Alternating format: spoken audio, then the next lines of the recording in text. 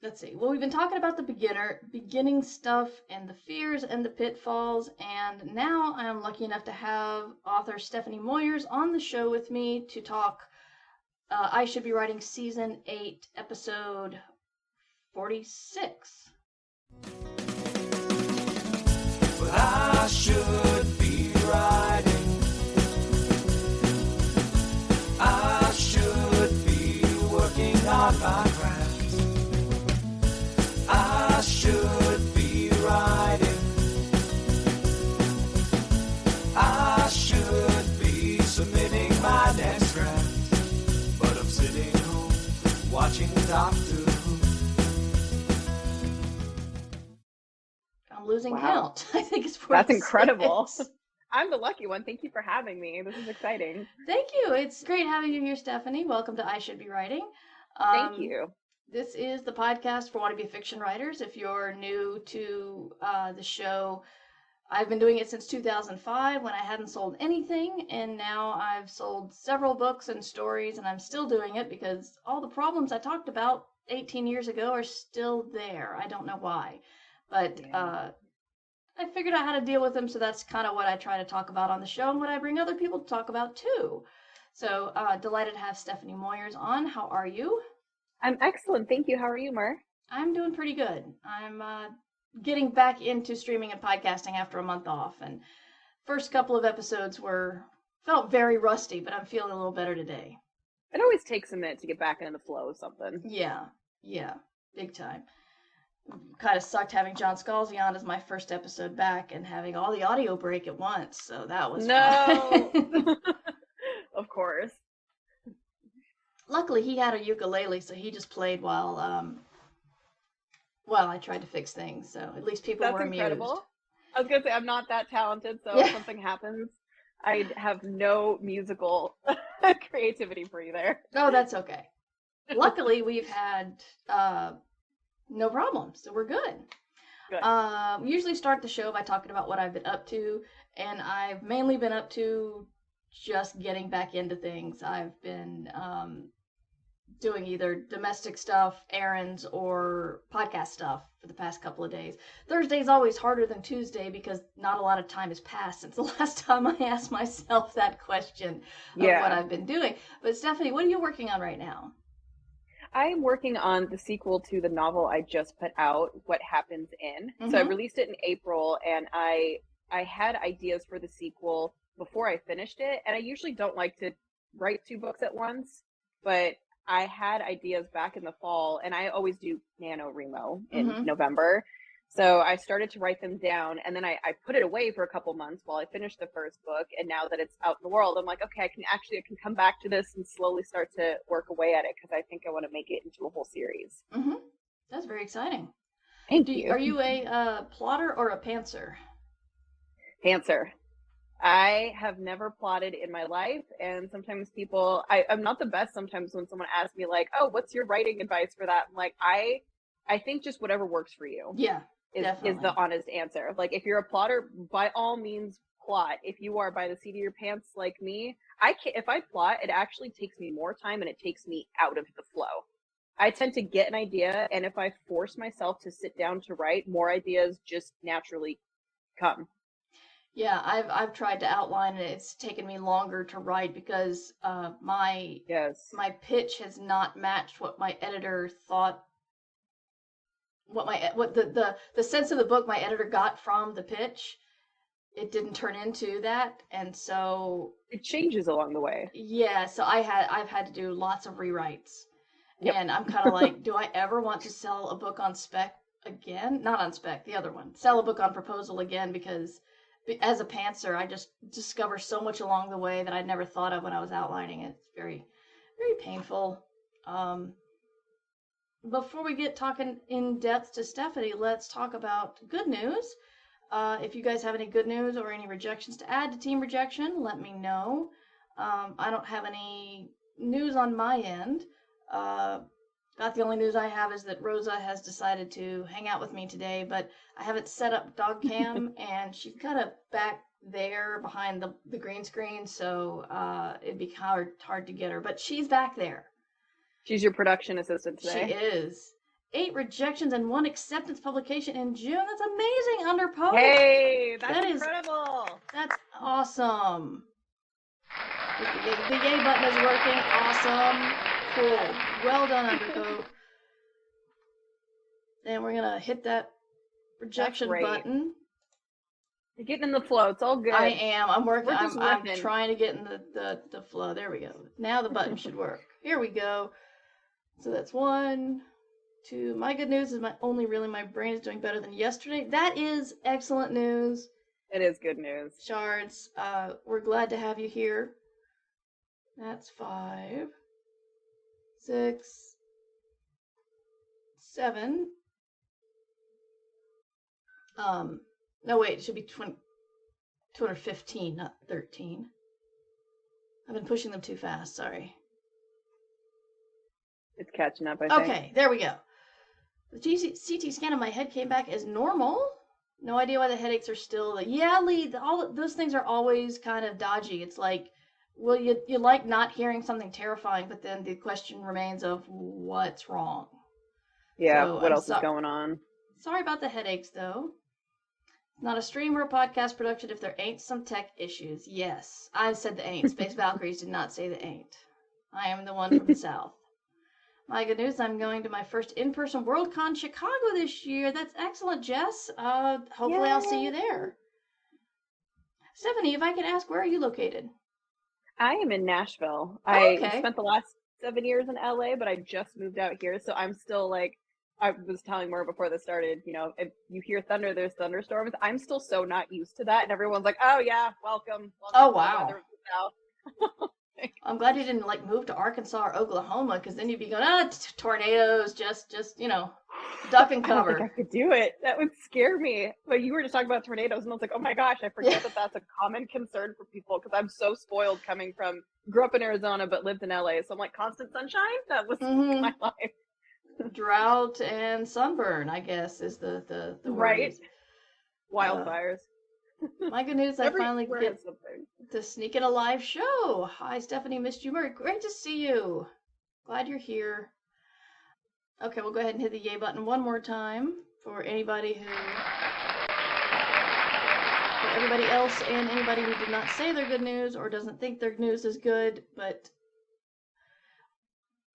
it sounded so much better in my head. I don't know. Some people may not want to talk about the rejections, is what I'm saying, but we're still cheering for you because you're still a writer and you're doing the job. My book is being released in the U.S. and Canada on the 1st of January. That's excellent. I've been wanting to get your book. I've been looking at it. HS Valley and Z book sounds amazing, but couldn't get it on stateside. So that is excellent. We'll hope you get us a link when it gets a little closer to release day. Congratulations. All right, well, that is about it for good news. If you guys have any news, if you're listening to this later and you have good news, email me with good news in the subject line, and we'll say it on the next episode. Steffanie, do you have any good news you'd like to share? Or shall we just move on to the interview? I do have one piece of good news. Oh, boy. I was reached out to by a New York Review of Books, and I guess they're like a subset of the New Yorker. Okay. And they found my book. I had it reviewed on Independent Book Reviews. Mm-hmm. And they offered me a feature in their summer issue, and that just came out today. So that was exciting. I guess they have really cool. A lot of people on their list. So I'm like, it's my first like official ad. So that was exciting. That's great. Congratulations. Thank you. Yay button. Where's the yay button? There it is. Yay button. Yay. Someone says hi from Tornado Alley. Yes. Good news, I had a gross disturbing idea for a horror story. That's great. Gross disturbing is awesome. Write it down, man. Kimmy's new tooth got fixed. Good news all over the place, guys. That's great. So I'm taking a pause to tell you about a show I think you'll enjoy. Play On Podcasts. Epic audio adventures that reimagine Shakespeare's timeless tales, featuring original music composition and the voices of award-winning actors. Each episode explores plays from Macbeth to A Midsummer Night's Dream. It's one of my favorites. In a way that you can actually understand it, and created specifically for the podcast form by some of America's most exciting playwrights, directors, and composers. and performed by Stage and Screen's best. Check out their current season of King Lear that stars Emmy winner Keith David and Severance star Tramell Tillman. Hear Shakespeare like you've never heard before. Subscribe to Play On Podcasts wherever you get your podcasts. So anyway, we have Steffanie Moyers here. I'm so excited because you're not only a writer, but you're an editor, and you're a freelancer, and you have a kick-ass author website, which is all stuff that we've been talking about or want to talk about. So first, let's talk about your book that came out in April. It is What Happens In, and people can probably guess where the setting is, but just in case, go ahead and tell us about it.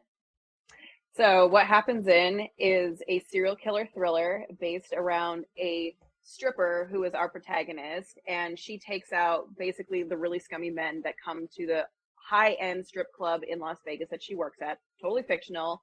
And she has kind of like a vigilante edge to her. I was going for more of like, you know, the series You on Netflix, which was adapted from books, but with a female protagonist, because I feel like we haven't really seen that before, and I wanted to see that. So she takes out these men until she unknowingly falls in love with the FBI agent hunting her, and that's the premise. Nice. My roundabout way of saying it. I haven't said it in a while, so I was like, wow, I jumbled that. It was about 3 times too long, but you know. Well, no, it's not an elevator pitch. You're allowed to like stretch it out a little bit and give us some details. It's okay. You know what I mean, though? You get so used to that as an author, where it's like someone asks you your story idea. It has to be 2 sentences, and I'm like, how do I say this? How do I say a whole book in 2 sentences? Yeah. But I mean, it's an important skill, because if you can't, you could probably mention most of your favorite books in 2 sentences, and if you can't do it to your own book, then that's true. That's either a problem with your presentation, which is easier, or a problem with the book, which is less easy to fix. So true. But yeah, the book like all looks great. The cover design's amazing. Really like it. Thank you. I did it myself. Really? Wow. Yeah. I should have grabbed an image. I'm sorry. All good. Anyway, if we don't get it in the chat, we'll get it in the show notes for sure. Okay. Yeah, so, should just be on Amazon.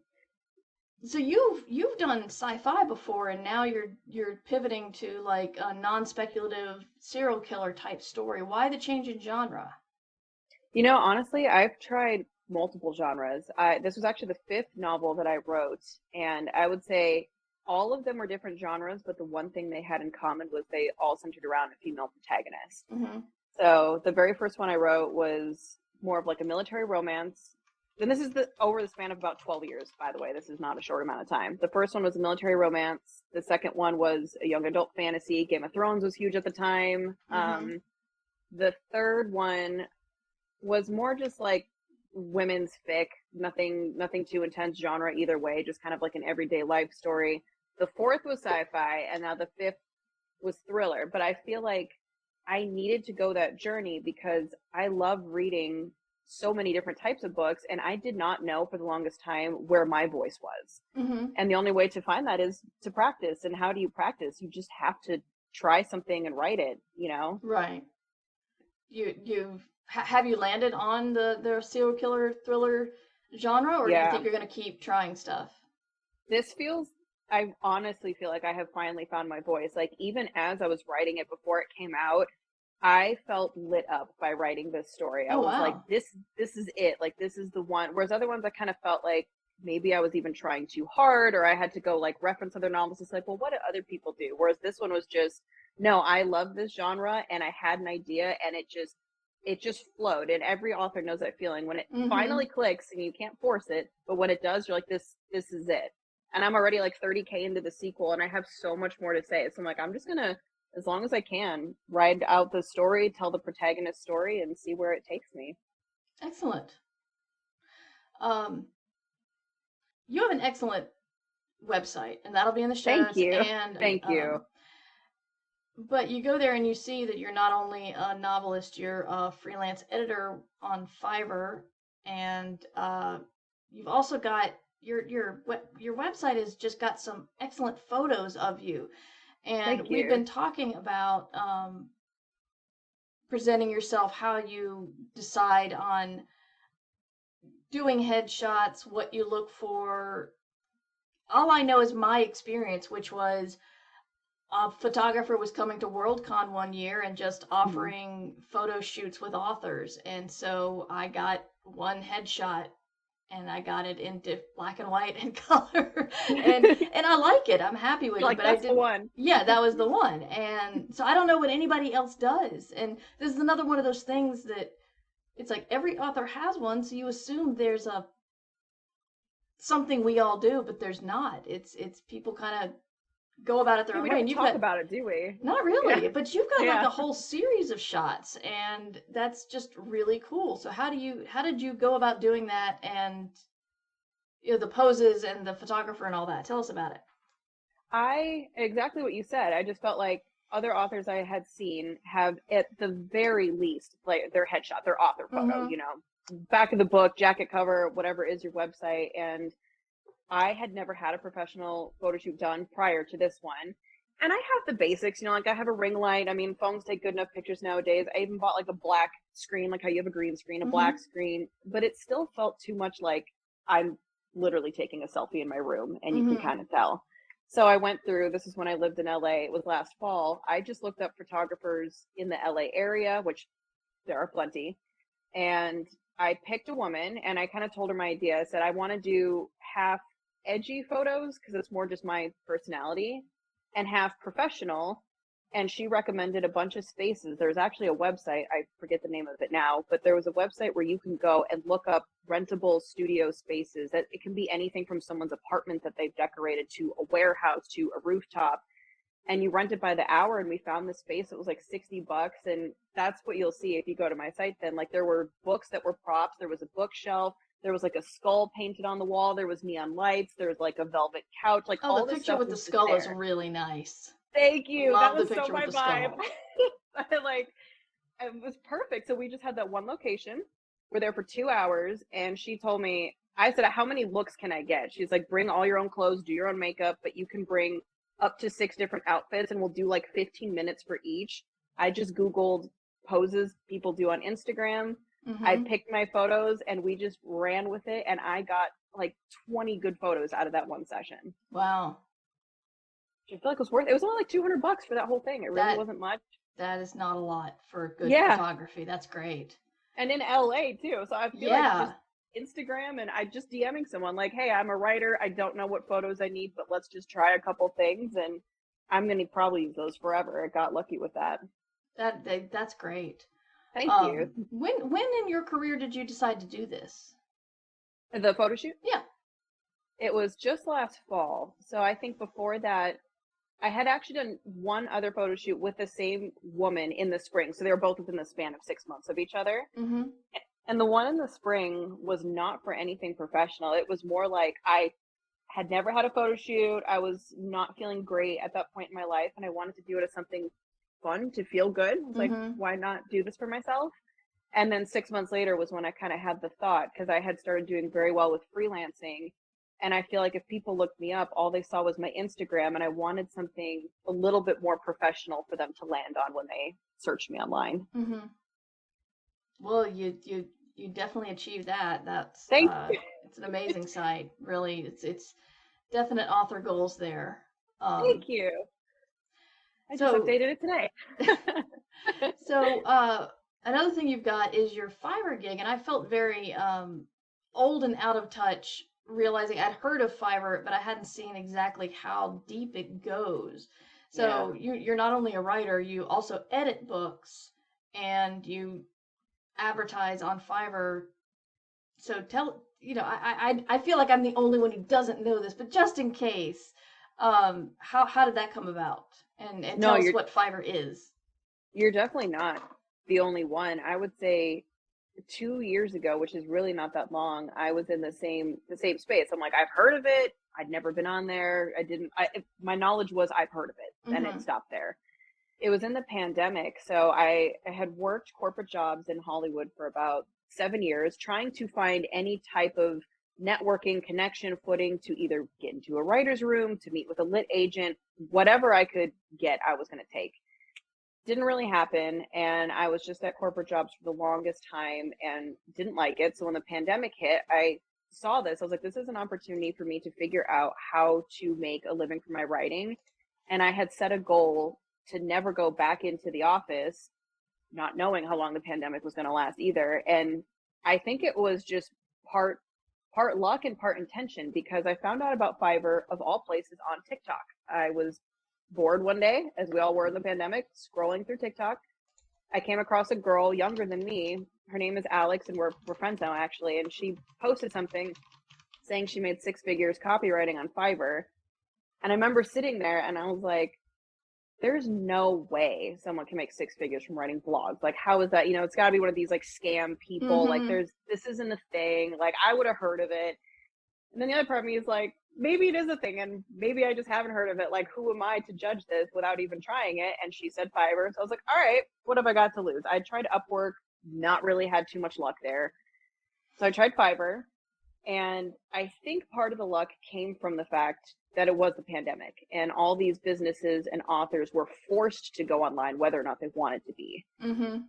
So the demand was there. And I first started by offering just blogs, health and business blogs. And then that expanded into people asked me to edit their documents, emails, letters, whatever it was. I was like, sure, 15, 20 bucks here and there. And then I was like, well, I love reading. And I actually like editing more than writing blogs for other people. So I put up a book editing gig. And then that, about 3 months later, it took some time, that took off. And that has, to this day, been my biggest earner. And how Mur knows this, but it's how we connected. Her assistant found me on Fiverr to edit his book. And that's how this all came together, which I think is beautiful. Like, look what can happen from editing books. You just don't know. Yeah. Yeah. So that's being, I'm not going to ask your incredible details. That's rude, but, so it has been, lucrative for you. Oh, not rude at all. I never know how to talk about, like, I don't mind talking about money, but I also am very careful because I don't want to be the person who's like, I made this amount of money online, because I hate seeing people like that sometimes. Like, yeah, but there's also the whole backlash of especially with women hearing how much they make. Yes. It's people don't like hearing women make money. So I know lots of men who will be forthcoming with what they earn in science fiction, and their women are just like, hell no, I'm not telling you that.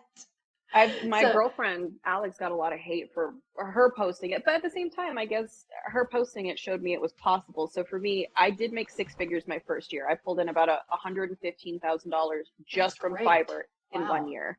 Yeah, that's amazing. It's been very up and down since, I will say, like, since the world kind of normalized. But I still do it for a living. Like, it is my full-time thing. And with the experience from Fiverr, I'm almost 2 years into it now. I started in July of 2020, and now it's July 2022.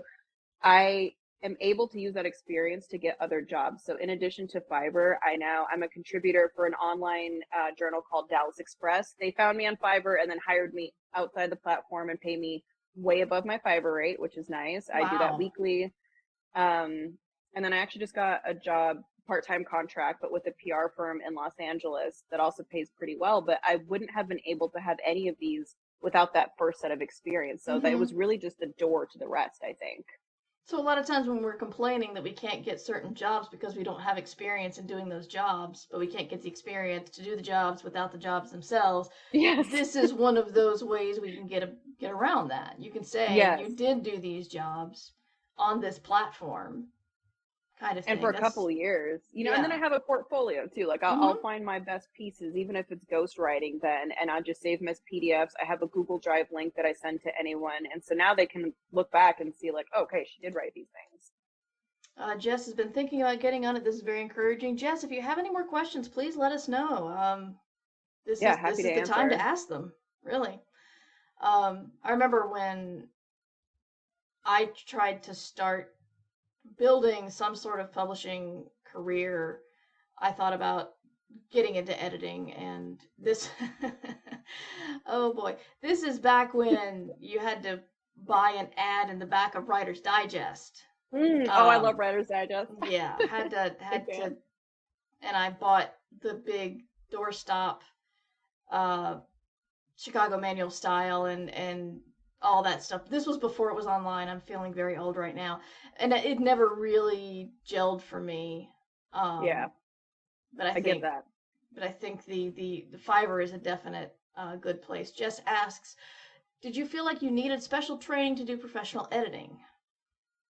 Honestly, no. I think for me, it came more from the fact that I've been writing so long, and even for books, like we're just talking about, like I gave myself the experience. I personally wrote and edited all 5 of my novels. And for my novels, because I couldn't afford to hire an editor in the past. And so for me, I had a method of going through every novel a minimum of 3 times. And I've always just been like a stickler for grammar. I was that friend who would like correct people, still am. So I think those 2 things combined at least led me to have like a little bit more of an eye. Like I can even skim something and I'm like, oh, I see grammar here. I see this. I see punctuation. I see this is way too wordy, or basic things people do. Like they'll start their sentences with filler words like so and just, like surfacey simple stuff. It's usually just what people need the most help with. Mm-hmm. You don't need anything super advanced. And if they do, they're probably going to hire a more professional editor. I would, but I just do very basic proof, grammar, spelling, copy, nothing too in depth. I don't do developmental editing. I don't do deep formatting, just very easy stuff. Developmental is way too much work. I tried it for a bit for people, and I found like I got good feedback on the notes that I give, but 1, it was very time consuming for me, and 2, I just didn't really enjoy it. Mm-hmm. I would rather just like polish someone's already set prose and focus on writing my own stories versus critiquing someone else's. I don't know how else to explain it. I kind of felt like it drew from my own creative energy pool for stories, and I did not like that. That's why I keep it to just very simple, surfacey stuff that I do for them. Right. Jasmine asked, if someone plagiarized a work and you didn't realize it until after you edited it, does it affect you on Fiverr, or is that only an issue for the author, quote unquote author? It would be for the author. Yeah. I mean, it typically so if I'm writing a blog for someone, for example, I myself either cite things or run it through Copyscape, which is a plagiarism checker, just to make absolute sure that what I'm writing is original. If it's something they wrote, I don't run it through plagiarism unless they ask me to, because if they're going to publish it, it's going to be on them. Like my name is nowhere, even in terms of editing. Mm-hmm. I think like 6 people have credited me, and they've asked me ahead of time if they can, and I'm fine with it. But for the most part, I prefer to even be a ghost editor, because if you look me up on Amazon, I would rather you not see all these books I've edited. I just want you to see my novels. Mm-hmm. But you will see some, actually. You'll see my name as editor for a few books. So I'm just like, exactly to avoid that. If something happens with their work, I'm like, I don't want any part of that. I just edited it on Fiverr and we're done. I did not write your book. Right. There's a clarification. The plagiarism site is Copyscape? Yes. Okay. It's free too. It's a good site. Oh, good. Mary Robinette edits backwards. Last sentence in the book first. I don't think I've heard this, Gamer Gramp. I haven't heard that either. So she goes from the last sentence. That feels backwards. How does that? Yeah, I'm not sure. I should probably find her and ask her. I need more details. Yeah, exactly. Yeah, I've discovered that reading aloud is the best thing, and I never have the patience to read aloud, which is the terrible paradox of my writing career. So I remember finding errors when I was narrating my own audiobook, finding errors and knowing it was way, way too late to fix anything. It was heartbreaking. Yeah. So it's tough to talk about book 2 without spoiling. I know, because I just finished a book 2 and I can't tell anybody about it because it spoils book 1. Yay. But you said you had your book 2 ideas when you were writing book 1, and I'm trying to figure out how to ask questions about this, because there are questions, but I don't want you to spoil anything. Is it like you thought of where the story could go after, or is it more like a serial, not an arc story, but a serialized story, whereas character is in X position now doing X adventure, but it'd be really cool if she were over here doing Y adventure, and that can be book 2? Or how did you feel that out? It is serialized, so I have it be continuous. Like book 2 does pick up right where book 1 left off. And I already knew I was far enough into book 1. I was almost done writing it that I knew how I was going to end it already at that point. And so when I started to have ideas for book 2, I just started writing them down because I was like, if I wait 6 months to write these ideas, they're going to be gone. Like that's just what happens to me. So I was like, I'm going to start writing them. If I can use them, great. If by the time I finish book 1, I make changes and they're irrelevant, I mean, oh well, then book 2 goes out the window. But at that point in time, I felt like I sensed this kind of bridge with things that was happening in my own life that I drew reference from.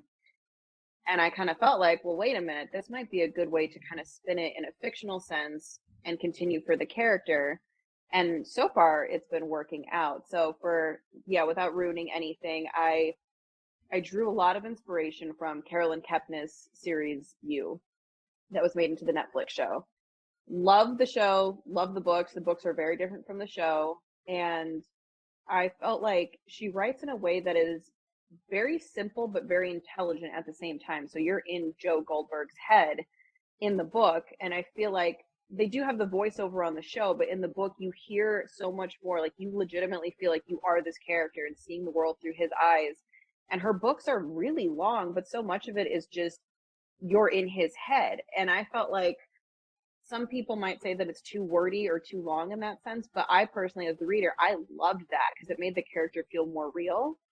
So that's part of what I took for Knox as my protagonist. Like you're in her head, and I go through these whole sequences. So sometimes in real life, like I would be inspired by something and be like, oh my gosh, Knox would have this thought or that. Like, characters live in our heads. They'd be like, she'd think this, she'd say this. And I would just write a whole little passage that would wind up being 10 pages long about what she would do or think in a certain scenario.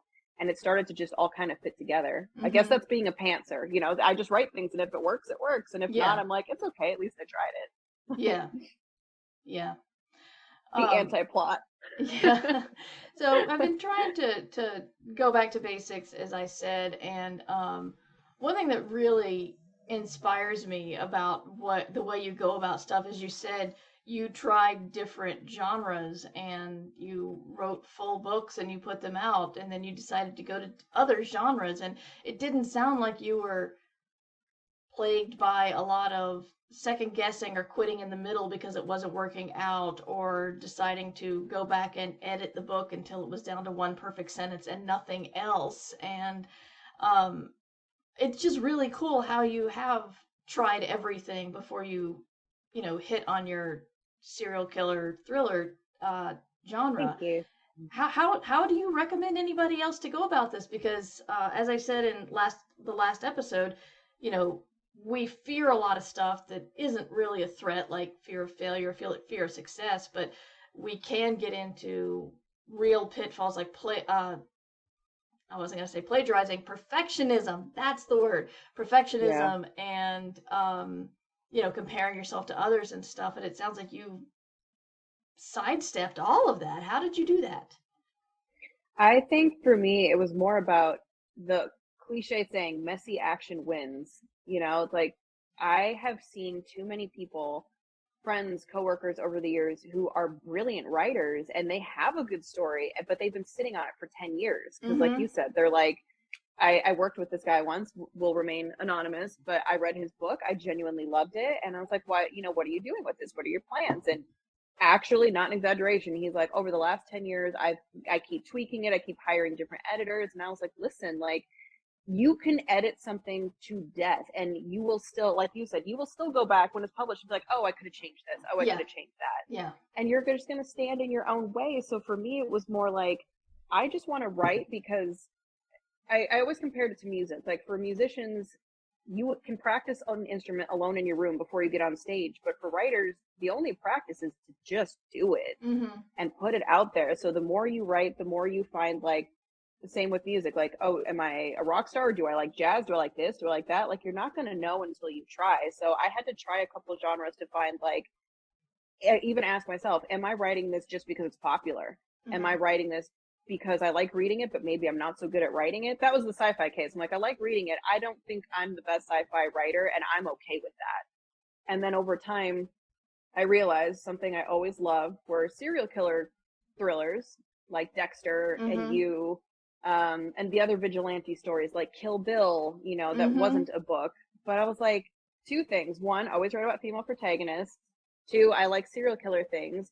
I cannot think of a single story where there was a female serial killer, especially one that you're rooting for. Like, she's not overly evil. Like, the feedback I get is people genuinely love Knox, and that's what I wanted. Like, she's just a flawed human who does what she needs to do, and I think that above the genre is more what made this true to me, is that I wrote a very real and flawed character that people can sympathize with. Mm-hmm. I'm trying to look up. I do know one serial killer book you need to read. Tell me. I'm I'm sure trying to there's remember. serial killer women ones. I'm just like, I can't, like, off the top of my head, like, I could not. Kill Bill came to mind, but it's obviously not a book. I love Right. Tarantino movies. Right. I think it's Chelsea. Yes, Chelsea Summers, A Certain Hunger. Okay, A Certain Hunger. It started as an audiobook via Audible, but I believe she sold the print rights as well. And it's Epicurean Love Child of Elizabeth Bathory. I don't know who that is.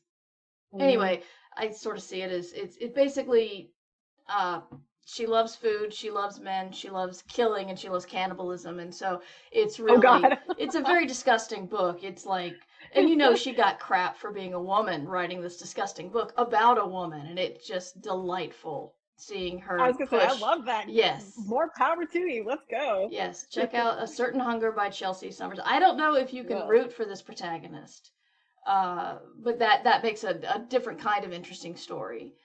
But absolutely. it really is interesting. Christian Writing says Elizabeth Bathory was rumored to have people killed so she could bathe in their blood to stay young. Okay, so it's her plus Lestat. That's the That's dark. I love it. yeah. Yeah, pretty much. It's when I read it, the only problem I had was it got too gory at one point to where I'm like, anybody suffering this much trauma would just lie down and die. This I'm just not.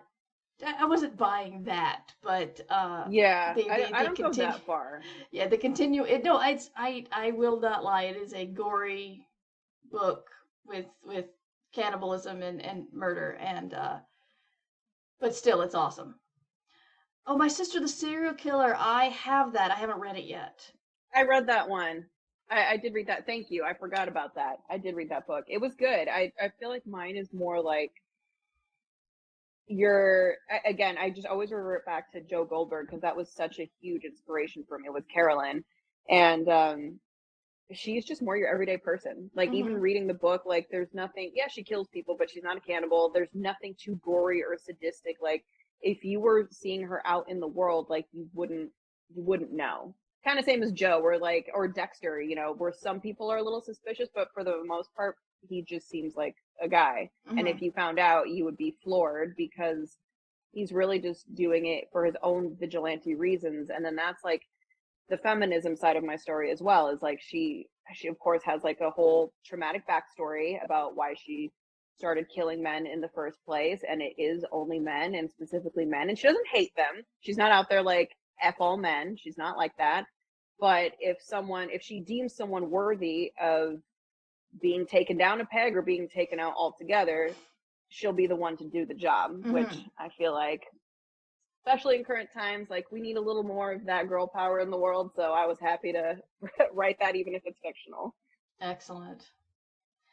Well, I believe I am done with my questions. Is there anything else you would like to discuss in our final moments? Final minutes, I should say. Not like I'm about to flip the switch or anything, but I don't know. I would say, what's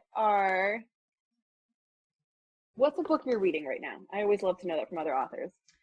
Or what's next up? I just finished The House Across the Lake by Riley Sager. I think that's what it's called. Was that good? I have that on my wish list. It's pretty good. I liked it. I was yelling at my phone, listening to it on Audible. I was yelling at it a little bit during the climax. Ooh, why? I want to know. Without I ruining can't. It's hard not to ruin it. Okay. You just didn't care for the I resolve in the think end. that some things brought about in Act 3 were out of the blue. That's all I'll say. Yeah. And that's enough. That makes sense. If where you you're read just it, like, wait. I don't. It's not a deal breaker. It was more like a really that. No, what? So if you do read it, message me. I'm curious to hear what you think, because it's possible I just got too cranky about it. But I get that way too. I yell at the Audible. I'm like, yeah, what are you thinking? Yeah. Yeah. Either to the character or the writer, sometimes both. Yeah, I got on a Slack with some friends and I started yelling and someone's like, "I live for your thriller rants." I'm like, "Do I have thriller rants? Oh crap." That's your TikTok right there, thriller rant. Yeah, I guess so. The problem is that I started a side podcast connected to I Should Be Writing called Spoilers Club because I wanted to talk about books and not worry about and talk to authors about why they made certain decisions without worrying about spoiling, because a lot of times when you're interviewing somebody, you're not going to say all the spoiler bits. And so a lot of times when you're complaining, especially about stuff like psychological thrillers, the stuff you want to complain about is probably something in the twisty parts. And nobody wants to be spoiled. So that's the rough thing. That's true. Like, I love Catherine Stedman, writes really good thrillers, and there's definitely questions I have sometimes. But like you said, you're like, how do I ask? How do I get this answer? I just want to, it's not even a complaint. It's more like, I want to know where your mind was going that you wrote this part. Yeah, exactly. Author to author, what were you thinking? Tell me.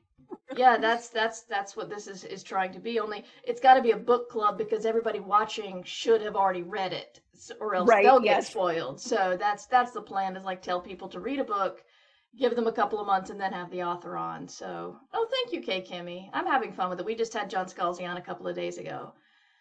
So, talking about Kaiju Preservation Society. Yeah, I'm checking out Catherine Stedman stuff now. She's good. I like her. Something in the Water was my favorite. Yeah. Cool. I'll check it out. Thank you. Yeah. The Disappearing Act. That's the one I want to get. That's on my wish list. That's on my list too. Yeah. I have a never-ending wish list on. I'm sure we all do. Yeah. Yeah. But I did just read the advanced reader's copy of Meru by ISBW, and that was very, very good. And I just started nonfiction, Pity the Reader by Kurt Vonnegut and one of his longtime buddies. And I love him. Yeah. I have So It Goes tattooed on me from nice. Slaughterhouse-Five. That's my favorite book. Awesome. Yeah. So I was like, Vonnegut. Love it.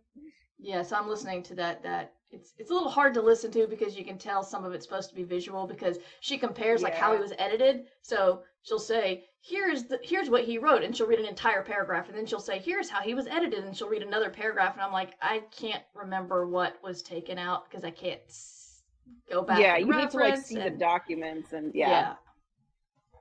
Hi. Doggo is awake. She came over to yawn at me. She's like, okay, pay attention to me now. You're done. Yes. So where can we find you online, Steffanie? You can find me on my website is www.steff, S-T-E-F-F, Moyers, MOYERS.com. And everything else is my name, my Fiverr, my Instagram, my TikTok. Everything is just Steffanie, but with 2 F's, not a PH, Moyers. Yes. You type my name once, everything pops up. Yeah. Well, those will all be in the show notes. On Amazon. Okay, good. Yes. Thank you. This was fun. It was a lot of fun having you on. Thank you. If you want to learn more about me, Merverse.com is where you can do that. And I'm going to be streaming. My streaming schedule is back to normal now. It is Monday at 12, and then Tuesday, Wednesday, Thursday at 3. So Ditch Diggers, I Should Be Writing, Gaming, and then I Should Be Writing again. Thank you everybody in chat for hanging out. Thank you everyone. And I guess that's it. Y'all take care.